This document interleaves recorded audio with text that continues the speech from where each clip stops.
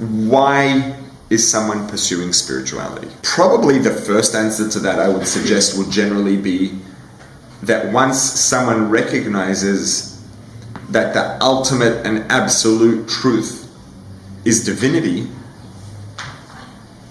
it makes sense that if someone really gets that and the penny really drops and it clicks and they really relate to it, it would make someone want to pursue becoming one with divinity. It makes sense. Right? If you have a little kid and you offer a little kid $100 bill or a lollipop, and the kid's 2 years old, they're going to take the candy. They're not going to want the $100 bill. You can explain to the kid that if they take the $100 bill, they can buy 300 lollipops. But a 2-year-old kid probably still is going to want the lollipop because they don't even understand what you're saying. It doesn't mean anything to them. Now, that's not because a lollipop has a greater inherent value than a $100 bill. It's just a matter of being aware of the relative values of the two things. As soon as a kid gets old enough to understand that with a $100 bill you can go down to the corner store and buy yourself hundreds of candies, they're definitely going to take the $100 bill. Now, as human beings, we appreciate things that taste good, we appreciate things that smell good, we appreciate things that make us feel good. That's natural, it's normal, it's healthy. If we can get past that being the be-all and end-all of what we appreciate and what we value, and we can become sufficiently informed that we appreciate that which is absolutely valuable, not just valuable, not that something whose value isn't just relative and subjective, but it's actually objectively absolutely valuable. If we get to the point that we, number one, understand that, and then number two, actually appreciate it, the natural conclusion of that is going to be that we are going to pursue connecting with that. We're going to pursue that because now that we've matured and we've grown to the point that we appreciate its value, that's going to be the thing we pursue. So, ideally, if everybody on planet Earth had a deeper perspective and a deeper awareness of not just the reality we see around us, which is true and real, but of the many layers of reality that exist, and the purpose behind the reality that we experience physically,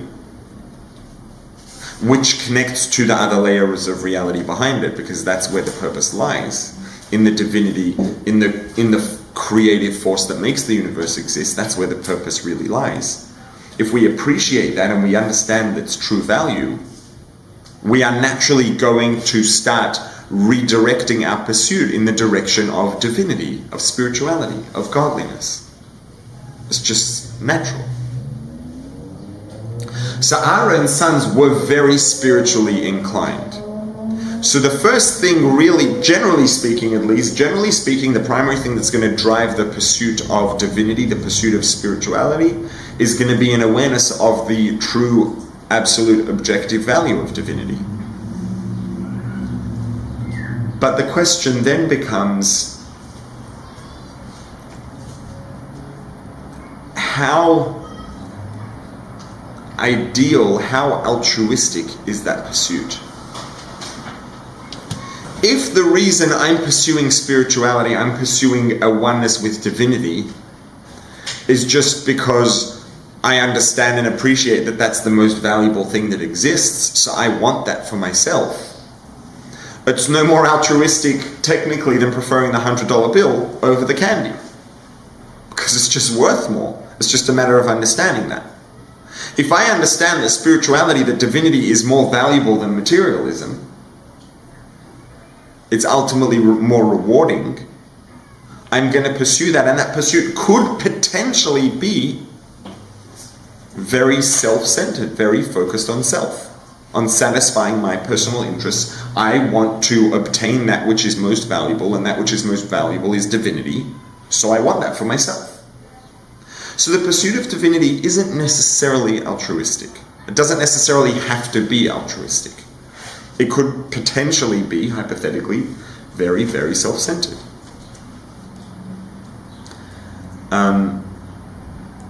So, in short, basically what happened here was that they were pursuing divinity, they're pursuing oneness with spirituality, with godliness, which is for the most part a positive thing, it's admirable. And when we pick apart the things that the Medrash refers to that they did wrong, we'll see that these are symptoms of the fact that their motivation for pursuing divinity and spirituality wasn't sufficiently ideally tweaked, let's call it. Right? Because the fact is, it was a positive thing.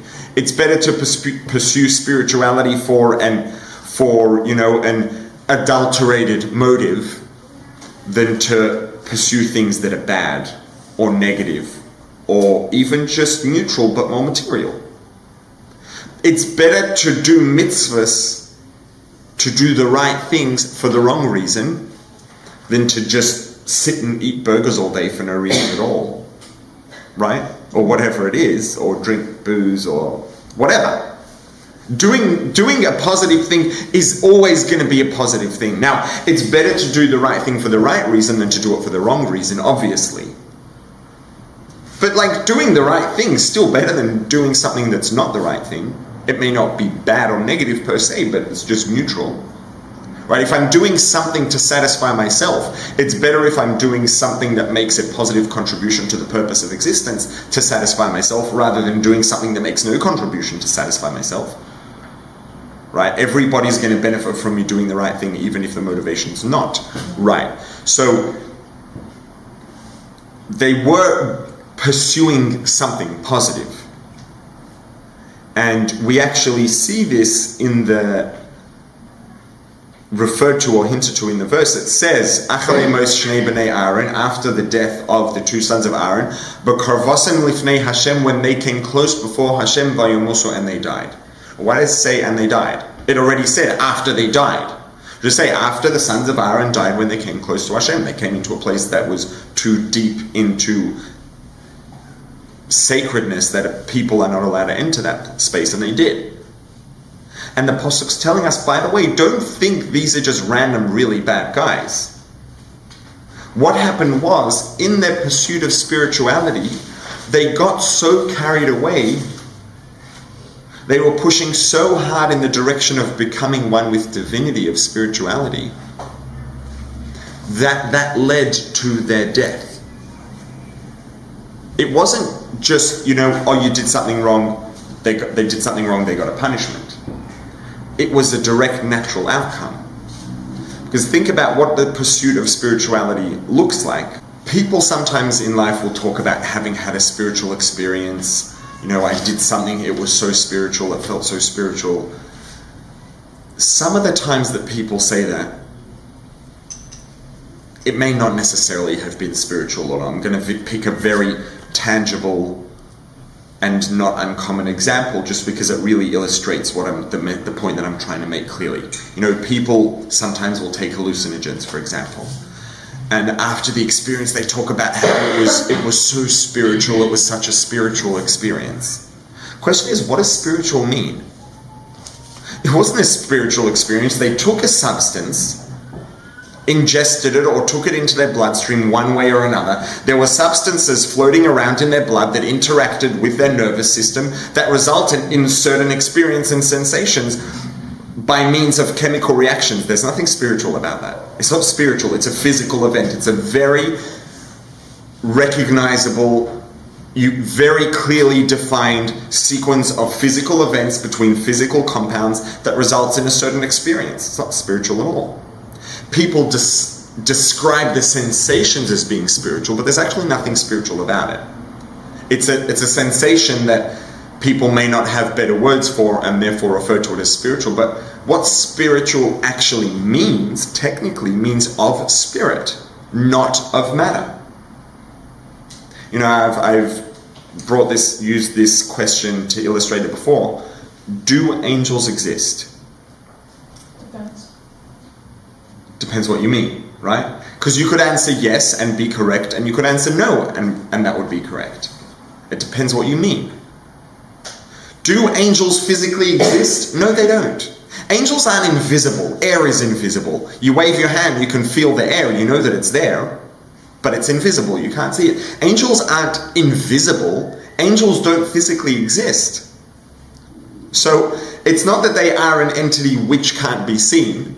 It's just that in terms of the category of entities which could possibly be seen by the human eye, which absorbs light, which reflects off physical things, if something is physical and can't be seen, you would say, oh, that's invisible. But if something doesn't physically exist, it's not made out of physical mass, it's not made out of physical energy, it doesn't physically exist. That's no less real. It feels less real to us as human beings, but it's no less real. But it isn't physical, it doesn't physically exist. That's what spirituality is. It's of spirit, not of matter.